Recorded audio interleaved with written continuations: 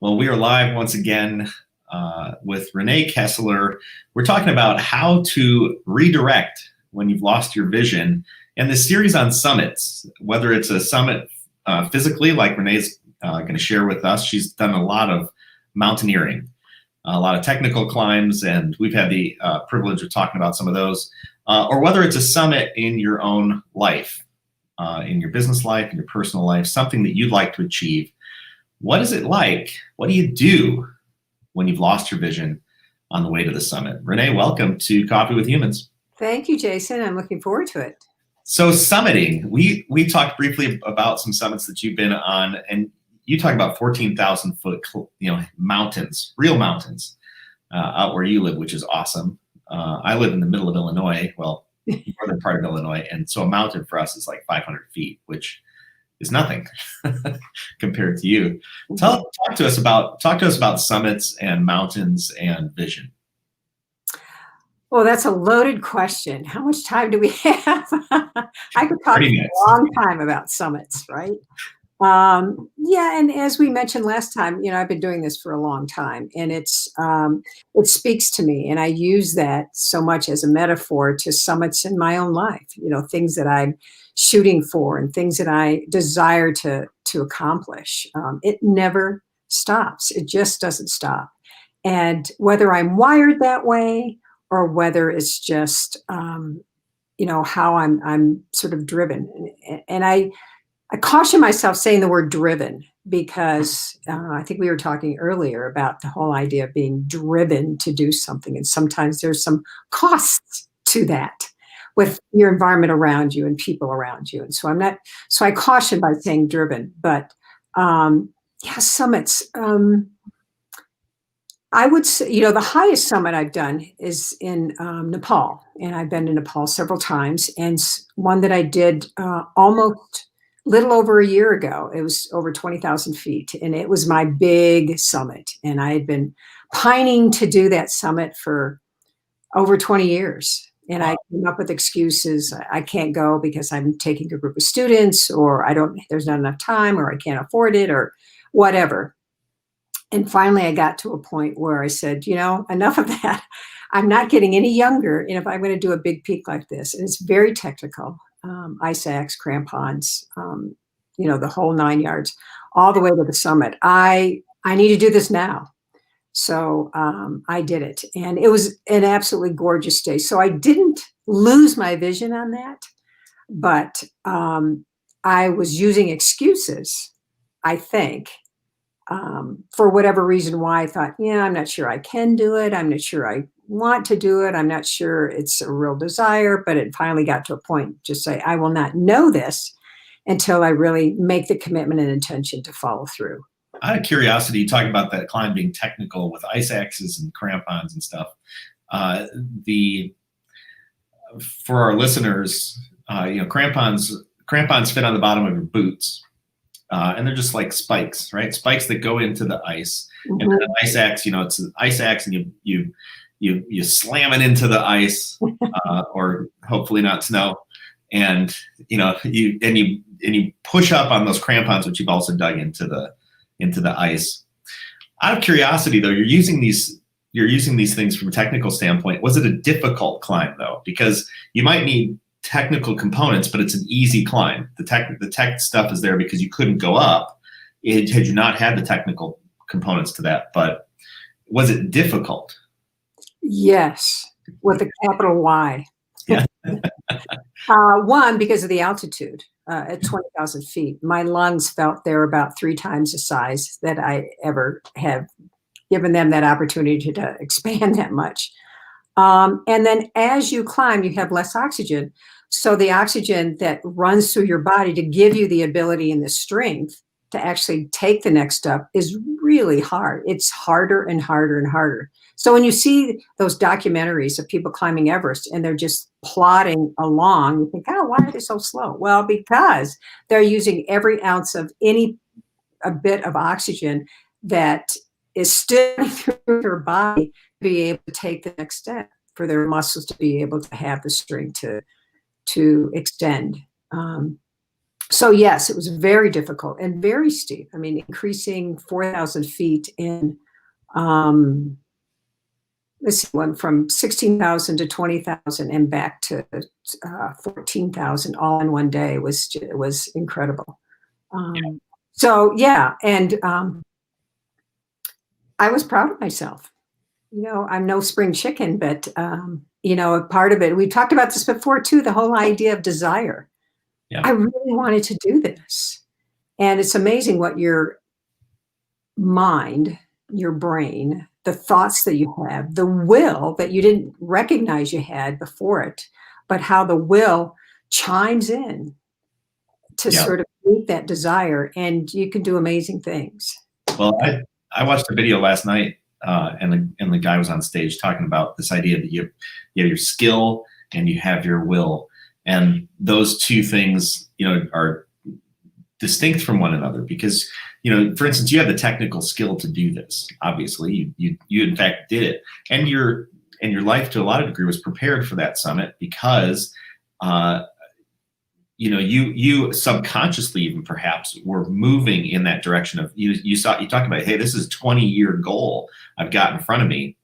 And so even subconsciously you're kind of working in that direction, I think. Mm-hmm. But you're also on the will end of things. You mentioned you're talking yourself out of it and almost clouding your own vision Mm-hmm. as though, you know, maybe I don't, you know, need that summit. Maybe I can't do that summit. Maybe I shouldn't do that summit. Walk us through that process. What was it like to have self-doubt and talk yourself, you know, cloud your own vision? Mm-hmm. That's a great question because there's so many layers to that. It's a combination of self-doubt and how much do I really want to do this? But I think that the thing that got me closer to making the final decision was that it keeps erupting in my brain. And that kept telling me there's a reason why this keeps coming back. I keep thinking about this. And I don't know if I would have rested. I didn't want to get to a point where I look back and I said to myself, I shoulda, coulda, woulda. I don't want to live life that way. And I would venture to say all the people who are listening don't want to live, you don't want to live your life that way either. So it's an exercise, isn't it? How I do it is different than how somebody else does it, but we're all prone to limited beliefs. Yeah. We're all prone to self-doubt and self-sabotaging. I can't do it. I'm too old. I'm too young. Don't have money. I don't, whatever the excuse is. But remarkably, when there is a will, there is a way. Yeah. And, you know, we've heard that terminology so much, but if there is a will, and will is powerful, your will can will you to do a lot of things that you never imagined doing. But there is a way.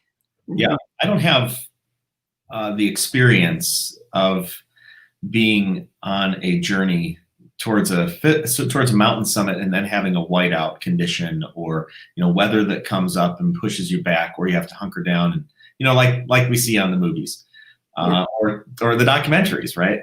And I've always wanted to have that sort of experience, but I recall an experience driving down the road once. This was in the evening time, as I recall. I was going on some retreat, and we're driving down the road, and fog set in the back roads of Illinois, and it was so foggy that I struggled to see just the line on the side of the pavement as we're creeping down this road in the middle of farm country.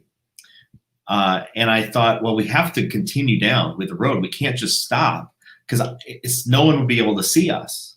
You know, if they were coming up behind us, they wouldn't be able to see us. I couldn't see anybody in front of me. And once in a while, if I could, it was just this faintest little nothing until we were like right up on them. And I thought, well, the only answer is to continue going. You got to move ahead. But it is so foggy, so unclear that all you saw was that one little marker right in front of you. That I think is what we're talking about. Like, how do you redirect when you lost your vision? Whether you're going down that road to that physical goal or that mental goal in our life or in our business. We had something in front of us. We know it's that direction. We creep on through. I think we've got that in front of us, and then we've also got this idea of we lost your vision because, maybe what you thought was a mountain, what you thought was a summit isn't a summit. It's a nothing. It's taken away. It's wiped away. And what do you do then? How do you redirect? Mm-hmm. What's your experience? Well, go ahead. Go ahead. What's your experience? Well, yeah, I think it's putting one foot in front of the other. I think you just have to take little baby steps and eventually sort of navigate where you think the line is, or in your story. And for my story, it was climbing the Grand Teton of 5 years ago, 6 years ago, with a group of other people, 3 other people. And we had gotten almost to the part where we start roping up, and we were looking on the Idaho side, and we saw that the clouds were sort of dark on that side. I'm like, well, let's group together, decide whether we're going to go up or whether we're going to come, or we're just going to retreat. And we all decided, with the experience that we have and the wisdom and the judgment that we have, we can do this. So we sort of timed it, and we got to the top, still not raining yet, but as soon as we got to the top, we had to come back down and find rappel sites. Well, the fog had just gotten so thick, we couldn't find things. We couldn't find where the rappel sites were, and it was misting out, and the rocks were wet, and so danger sets in, right? You think, oh my gosh, here we are at the summit, can't see a thing, can't see a view. And it was a matter of us just inching closer to different places without rushing into something. And eventually we did find our rappel sites, but it takes, a moment to sort of step into it lightly, slightly, so that way you get an idea of what it is that you're looking for, and is it what you're looking for, right? In my book, yeah, we also talk about down trees, over a trail.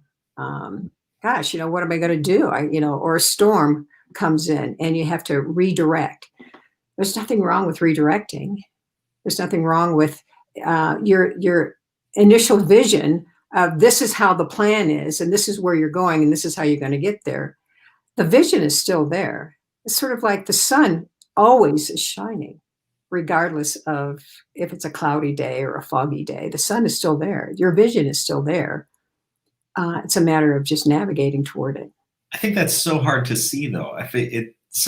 Having experienced that, you say that with some certainty. And I know what that's like too, but there were times when I didn't. And I think that's true of a lot of people. It sounds like BS and a cop-out to say, well, hey, the sun is always shining someplace, just not for you. Well, the summit's still there. Just keep on going. Put one foot in front of another. And, you kind of chuckle about it, and I chuckle about it too, because we know what that's like. Mm-hmm. And in those situations where it's hard to trust, that the sun is shining, and really, if you just pause for a moment, put your hands on the ground, look for the spot that you knew was there, something that right? You got to go back to something that I think that's one of the keys. Mm-hmm. When that's a great thought. Yes, when you've lost hope mm-hmm. along the way to the summit. So this is a perfect time, this era that we're in. Yeah. This is so, the words that we hear all the time, it's unprecedented, it's uncertain, it's the unknown. How do we navigate this era that none of us have ever navigated before? So we're all sort of moving along. And some of us maybe has sort of misplaced our vision because we didn't expect this. We didn't plan this. It's out there. The vision is still, I go back to the sun shining. It's not about the sun shining. It's about your vision. If it's here, if it's from here, if it's from what it is, your desire, that's going to be really hard to change if this is something you really desire to do. So it's there. It's a matter of, moving forward, and, you find like you get a roadblock or a tree is down across a trail, then you have to sort of redirect and go around the tree or find another way around the tree. Listen to other people, pay attention to what's going on around you, and ask for help. Don't forget to ask other people for help out there. That's another chapter in my book. And I'm terrible at asking for help. I will be the first to admit. But Yeah, I see the value in it and the power in that, because people out there want to help you. I agree with you. Yeah, it's hard. It's hard to ask for help, especially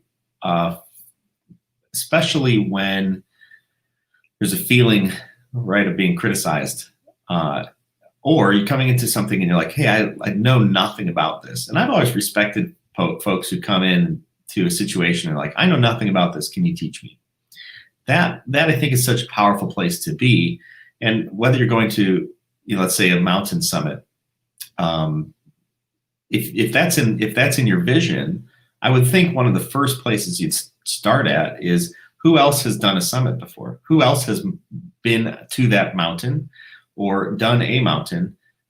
Tell me, walk with me through this process so that I have some assurance that I'm not falling into error that I don't need to, because there have been people who have been down that path before. Mm-hmm. So I think one of the keys is really aligning yourself with other folks who've walked that path. But before we get into that, I had a thought about finding a summit. What do you do? How do you redirect when you've lost your vision? I think there's a lot of reasons people lose vision, but I don't think the answers are far off. And you as a coach, I think, would agree. One of the things that I've talked about is this idea of in the stillness, if you're looking across a lake, there's a lake I used to go to as a kid, and I'd sit on the pier, and early in the morning or sometimes in the evening, the lake was just very flat, still, no wind. You could see all the way across that lake, no ripples of water. And yet at one place, up would pop this little bubble, boop, and it would pop, and it would hang around, and then it would go away. And then another one over here, boop, pop, and it'd go away. But there tends to be a concentration of activity in a certain area. And I think it's true of our minds too, that there's a concentration of desire, of will, of motivation around a certain area. It is the bubble that pops on that surface of the still water. And I think that if our minds are that surface of still water, if we can quiet the noise for a bit and pay attention to the thing that keeps on coming up through time, not in this moment, that moment might burst to be done, but the thing that has been there and is there and keeps on coming back, that might be your summit. That might be your purpose. It might be the drive. It might be that thread that's holding you together. Mm-hmm. And when we lose our vision, I think getting back to that quiet space, considering the stillness of the water, what keeps coming back, I think that's a way to identify what our next summit is. Where do we need to head? That's awesome, Jason. Yes. I think, one of the things that I talk about in the book too is sort of, losing your way, and, the power of the mind, either in a good way or a way that can be really destructive for you. And I think about students I used to take climbing, and they'd get about halfway up the climb and they would freeze, and they couldn't go up and they couldn't go down. So I would have to rappel down, and I, in this calm, still voice, just say, okay, let's talk you through this. And before you know it, they're on the top of the climb. Yeah. That's coaching, because they already have it within themselves, but something that's going on up here has become an enemy to them, and get them losing their way and second guessing their vision. Like, is this really what I want? Sort of what I was doing for 20 years. How important is it? Do I really need? It would be so much easier if I just didn't go that way, because it's going to require work.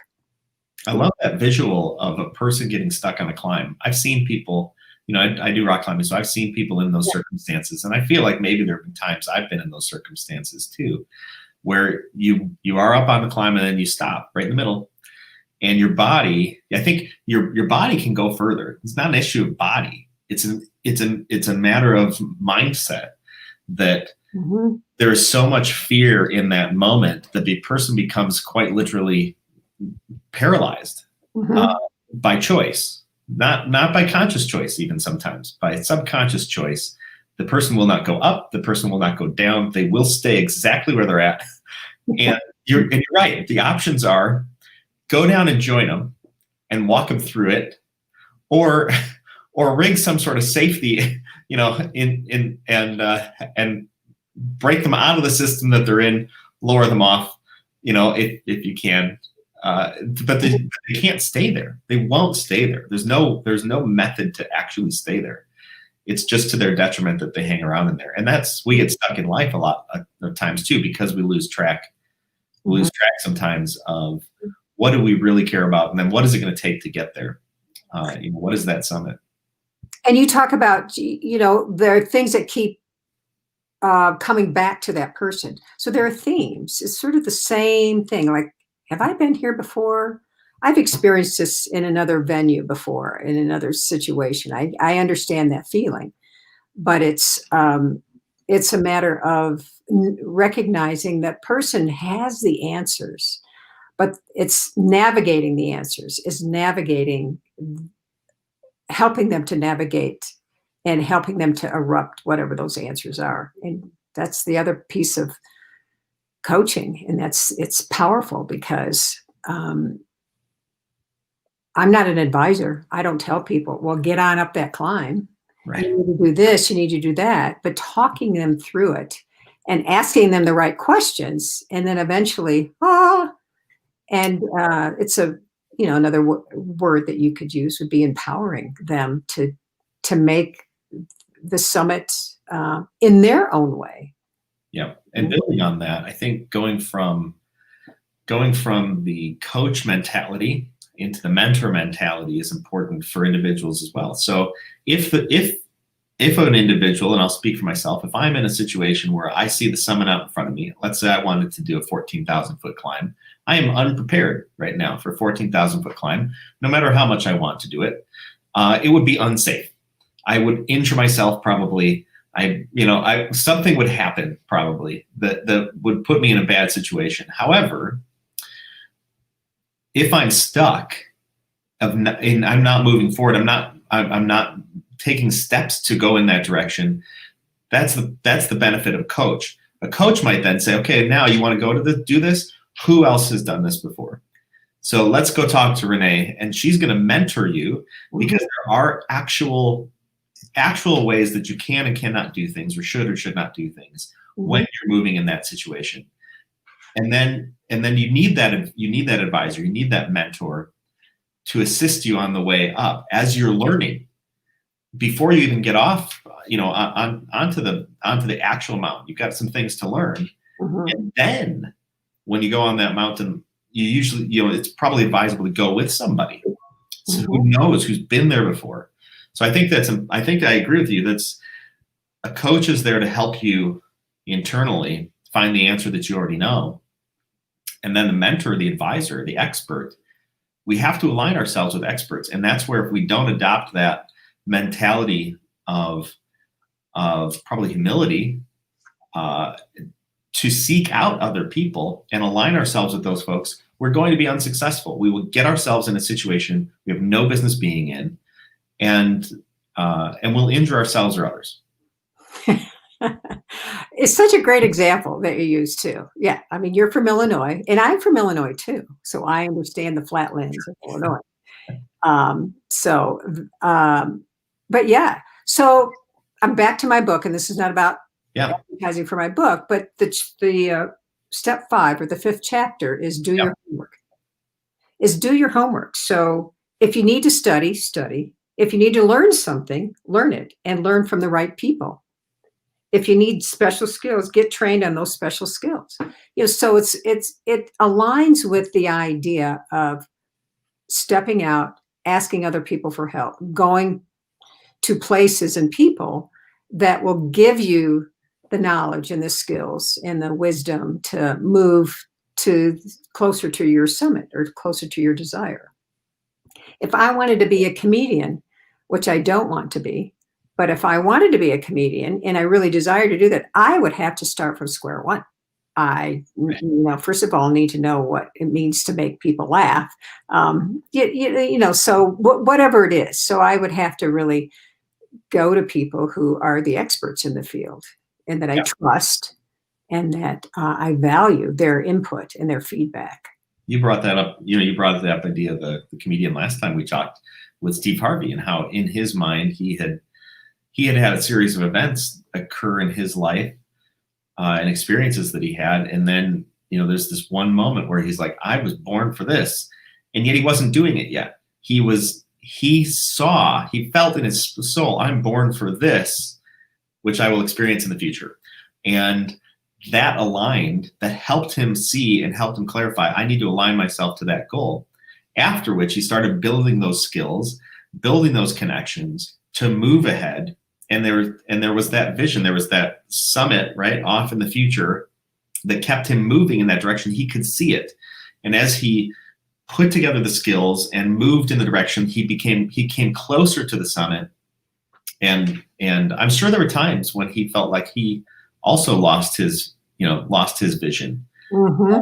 And the summit is still there, but the direction doesn't seem to be. The direction is not as clear as it was before. So, what do you do then, right? And that's what you've experienced. What do you do when the direction is there, but you've got to move around an obstacle? Mm-hmm. Well, this is something we talked about before. I don't know if it's been on this program or outside of this, but we talked about, does everybody have a summit? Mm. Some people say, well, I'm just, things are good. I can't think of one thing that I really want to do. And so what's your, I know you're asking me the questions, but we're just chatting. So what do you think about that? Does everybody have a summit? Does everybody have something here that just hasn't been uncovered? And, the whole idea of, is it too late? I don't want to spend time trying to find that because I'm already, I'm already retired or something, I think everybody has a purpose. I completely agree with that. And if we call the summit a purpose, then I think, yes, everybody has a purpose.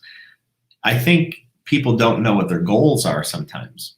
That's different than purpose. Mm-hmm. And the intermediate goals of what you might want to achieve, they should align with your purpose. If they don't, then you'll get off track. But I do believe that everybody has a purpose. Some people have a hard time discovering it. Some people know what it is and run from it. I've got examples of having a purpose and running from it, or and then being redirected back onto it. And I also think that sometimes the goals cloud purpose. So the two move separately from one another. It would be, what do you want to achieve in your life? This is kind of an idea. Well, what do you want to achieve in your life? How do you even figure that out? I think is one of those things. And I think where I settled on this a number of years ago, and there have been times I've been really good at it and times that I've been downright terrible, is what's that 3 to 5 year plan?